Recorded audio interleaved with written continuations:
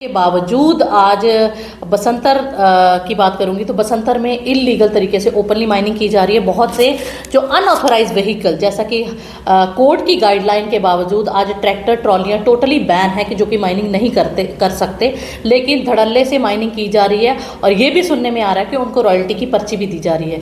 तो सबसे बड़ी क्वेश्चनेबल बात यह है कि जब मैं कंप्लेन चौकी अफसर को करती हूँ तो कौन ऐसा या चौकी अफसर या कौन ऐसा इंसान है जो इमीडिएटली वहां पर बता देता है कि आपके खिलाफ कंप्लेन हुई है या आपके ट्रैक्टर को पकड़ने के लिए बोला गया है। तो वो इंसान को विद इन 5 मिनट कैसे पता लगता है, that is questionable. SSP Samba साहब को भी बताया जाता है तो एसएसपी सांबा भी इसमें इंटरवीन करते हैं, क्योंकि उससे पहले जब पहली बार मैं चौकी अफसर को कॉल करती हूँ तो वो आगे से दलीलें देते हैं कि इनके पास रॉयल्टी की पर्ची होती है, मैं पहले भी पकड़ता हूँ लेकिन ये बाद में छूट जाते हैं। तो मैं ये कहना चाहूँगी कि चौकी अफसर साहब को भी देखना चाहिए कि ये कौन सी ऐसी पावर है जो कोर्ट ऑर्डर को भी कंटेम्प्ट कर रही है और लेकिन उस पर भी कोई कार्रवाई नहीं की जा रही। अगर इनकी पर्चियां इशू की जा रही है इलीगल तरीके से तो इस पर कार्रवाई क्यों नहीं की जा रही। 2-3 दिन पहले मैंने 3-4 दिन पहले डीएमओ सांबा जो थे उनको भी कंप्लेन की। वो भी जाते हैं बसंतर में चक्कर मार के चाय वाय पीकर वहीं से लोकल से और वापस आ जाते, लेकिन कोई कार्रवाई नहीं की जाती। तो ये जो धड़ल्ले से इलीगल माइनिंग की जा रही है, इसमें कौन कौन शामिल है, किस किस की मिली भगत से है, इन सब की इंक्वायरी होनी चाहिए। मैंने एडीसी साहब को भी फ़ोन किया, डीसी मैम को फ़ोन किया, शायद वो बिजी थी नहीं उठा पाई। मैंने डीएमओ जो नए आए हैं उनको भी इन्फॉर्म किया कि इस पर पूरी चेक किया जाए, कार्रवाई की जाए। और दुख की बात यह कि जब मैं पुलिस को इन्फॉर्म करती हूँ कि कोई जिसकी ट्रॉली लोड हो रही है उसको विद इन 5 मिनट कैसे बताया जाता है, और अब वो इंसान मुझे धमकियां दे रहा है, मेरे फैमिली मेम्बर्स को कॉल करके धमकाया जा रहा है कि हम उसको नहीं, मेरे लिए कि उसको नहीं छोड़ेंगे। तो ये जो बहुत बड़ा स्कैम, बहुत बड़ा नेक्सस आज सांबा में चल रहा है, तो इसको एक्सपोज करना बहुत ज़रूरी है। डीसी मैम से ये अनुरोध करूंगी कि इस मैटर को इंटरवीन किया जाए, चेक किया जाए कि कौन लोग हैं जो इलीगल तरीके से माइनिंग कर रहे हैं, करवा रहे हैं। इन सब पर कार्रवाई होनी चाहिए। अगर पर्चियां इशू की जा रही हैं तो कौन सी वो अथॉरिटी है जो इनको रॉयल्टी पर्ची देकर ट्रैक्टर ट्रॉलियों से माइनिंग करवा रही है, तो इस पर भी चेक होना चाहिए। और जो धमकियां दी जा रही है उस पर भी कड़ी कार्रवाई की जानी चाहिए। जैसे कि सांबा जिले में टोटली माइनिंग बंद है, तो क्या लगता है कि कहीं ना कहीं मिलीभगत से ये माइनिंग की जा रही है। अगर हम बात करें रात के समय तो ओवरलोड डंपर जो है गुजरते हैं, उसका जी मैं ये कहूँगी, देखो माइनिंग कुछ दिनों से ब्लॉक खुले हैं जिसकी टाइमिंग सुबह 6 बजे से शाम को 6 बजे तक होती है, लेकिन यहाँ 24/7 आवर्स माइनिंग की जाती है धड़ल्ले से। और एक दिन पहले भी मेरे पे अटैक काइंड ऑफ मैं कह सकती हुआ था, क्योंकि एक डंपर से मेरी गाड़ी को टक्कर मारने लगी थी। मैंने पुराने डीएमओ को भी इन्फॉर्म किया था कि ये गाड़ी ओवर स्पीड होकर मेरे को टक्कर मारती मैं बहुत मुश्किल से बची हूँ तो निकली है।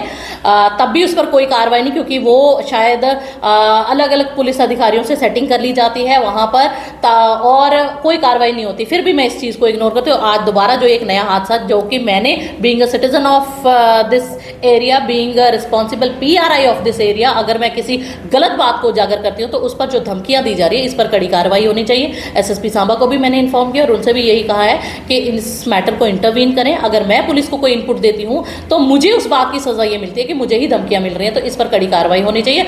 और जिन लोगों ने ये इन्फॉर्मेशन आगे पहुंचाई है इसकी भी इंक्वायरी होनी चाहिए, क्योंकि आज हम सबसे ज़्यादा विश्वास करते हैं कानून व्यवस्था जो बनाए रखते हैं वो है यहाँ की लोकल पुलिस। लेकिन अगर पुलिस को ही इनपुट देने पर विद इन 5 मिनट आपका नाम डिक्लेयर कर दिया जाता है, ये बता दिया जाता है कि फलाना बंदा आपके खिलाफ कंप्लेन कर रहा है, और जिसके खिलाफ कंप्लेन की जाती है और वो लोग ओपनली धमकियां और जान से मारने की धमकी और ये बोलते हैं कि हम इसको नहीं छोड़ेंगे, तो इस तरह के जो कानून हाथ में लेने की या फिर कानून का दुरुपयोग जो लोग ओपनली कर रहे हैं, तो इन पर कड़ी कार्रवाई होनी चाहिए। जिस तरह से आपने बताया कि मैंने इंफॉर्मेशन दी तो मुझे एक्सपोज किया गया, इस तरह के कई मामले आगे भी हुए हैं कि अगर किसी भी अधिकारी को किसी भी तरह की इंफॉर्मेशन दी तो एक्सपोज किया जाता है। अगले बंदे को कैसे पता चलता है कि उसी बंदे ने बताया?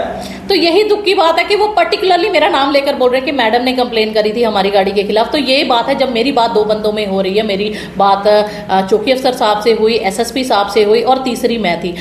जब मैंने एसएसपी साहब को भी बोला कि ये बात कैसे पता लगी तो उन्होंने कहा कहा शायद आपके साथ कोई बैठा होगा। मैंने कहा मैं गाड़ी में थी। तो गाड़ी में उन्होंने कहा कि शायद आपके पास कोई ड्राइवर, मैंने कहा नहीं मैं खुद ड्राइव करती हूँ और मैं अकेली गाड़ी में थी, मेरी तरफ से लीक होने की कोई वो नहीं रहती थी कि मैंने लीक किया या वो, मैं अपना नाम खुद बताऊंगी। तो कहीं ना कहीं जो अधिकारियों की मिलीभगत से या अधिकारियों द्वारा जो ये मेरा नाम लीक किया गया और मेरी सीक्रेसी को हैम्पर किया गया, तो इस पर कड़ी कार्रवाई होनी चाहिए, इस पर भी पूरी जांच होनी चाहिए जिन्होंने मेरी जान खतरे में डाली है। जिस तरह से अभी आप कह रहे हैं कि मुझे एक शख्स ने कहा है कि जान की धमकी दी है, क्या लगता है, क्या उम्मीद रखते हैं आप प्रशासन से आप? जिसने धमकी दी है वो आए दिन मैं प्रशासन से ये कहूंगी कि इस मैटर को इन डेप्थ देखा जाए। डीसी मैडम को भी कहूंगी आप इंटरवीन करें।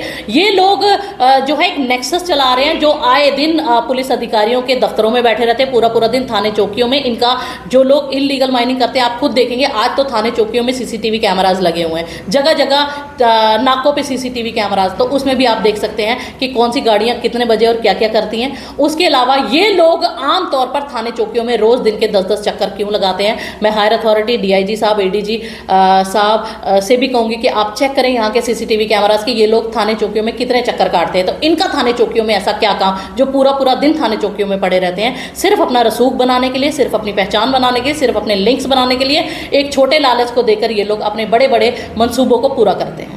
अगर आप अपने सपनों का आशियाना बना रहे हैं तो एराकॉट कंस्ट्रक्शंस है आपकी पहली पसंद, क्योंकि यहाँ सिर्फ टाइल्स, सैनिटरी और हार्डवेयर प्रोडक्ट्स की विशाल रेंज नहीं मिलती, बल्कि साथ में मिलते हैं ढेरों फ्री गिफ्ट्स, और वो भी हर शॉपिंग पर। एराकॉट कंस्ट्रक्शंस में ट्रेंडिंग और लेटेस्ट डिजाइनों की बड़ी रेंज है, तो देर किस बात की, आज ही आए एराकॉट कंस्ट्रक्शंस, जहां घर का सपना भी पूरा होता है और शॉपिंग बनती है फायदेमंद।